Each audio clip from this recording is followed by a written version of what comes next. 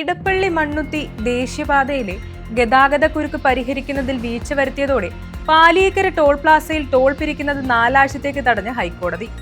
ആദ്യം ഗതാഗതക്കുരുക്ക് പരിഹരിക്കൂ, എന്നിട്ട് മതി ടോൾ പിരിവെന്ന് കോടതി പറയുന്നു. ഇടപ്പള്ളി മണ്ണുത്തി മേഖലയിലെ ഗതാഗതക്കുരുക്കിന് പരിഹാരം കാണാനാകാത്ത സാഹചര്യത്തിൽ പാലിയേക്കരയിൽ ടോൾ പിരിക്കുന്നത് താൽക്കാലികമായി തള്ളണമെന്നാവശ്യപ്പെടുന്ന ഹർജികളിലാണ് ഹൈക്കോടതിയുടെ ഉത്തരവ്.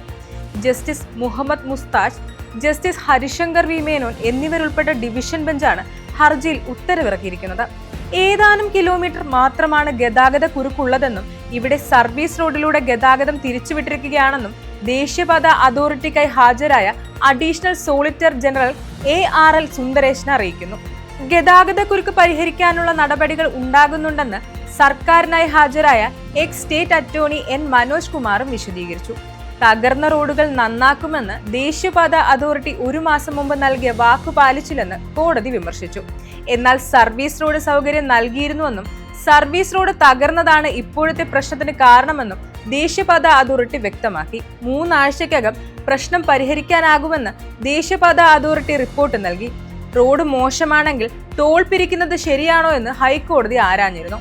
അടിപ്പാതകളുടെ നിർമ്മാണം നടക്കുന്നതിനാൽ രൂക്ഷമായ ഗതാഗത കുരുക്ക് ചൂണ്ടിക്കാട്ടി പാലിയേക്കര ടോൾ പിരിവ് നിർത്തിവെക്കണമെന്ന ഹർജി പരിഗണിക്കവെയായിരുന്നു കോടതിയുടെ നിരീക്ഷണം. നേരത്തെ പാലിയേക്കരയിലെ ടോൾ പിരിവ് താൽക്കാലികമായി നിർത്തിവെക്കാൻ തൃശൂർ ജില്ലാ കളക്ടർ ഉത്തരവിട്ടിരുന്നു. ദേശീയപാതയിലെ അടിപ്പാത നിർമ്മാണം മൂലമുള്ള ഗതാഗത കുരുക്ക് ഒഴിവാക്കി സുഗമമായ ഗതാഗതം ഉറപ്പുവരുത്തും വരെ പാലിയേക്കരയിലെ ടോൾ പിരിവ് നിർത്തിവെക്കണമെന്നായിരുന്നു കളക്ടർ ഉത്തരവിട്ടിരുന്നത്. അതേസമയം പാലിയേക്കരയിലെ ഗതാഗത കുരുക്ക് സംബന്ധിച്ച് നടപടി ഉണ്ടാകണമെന്ന് കോടതി ദേശീയപാത അതോറിറ്റിക്ക് നിർദ്ദേശം നൽകി. Thrissur DCC president Joseph ടാജറ്റ്, Shaji Kodakandath തുടങ്ങിയവർ ഫയൽ ചെയ്ത ഹർജികളിലാണ് ഡിവിഷൻ ബെഞ്ച് പരിഗണിച്ചിരിക്കുന്നത്.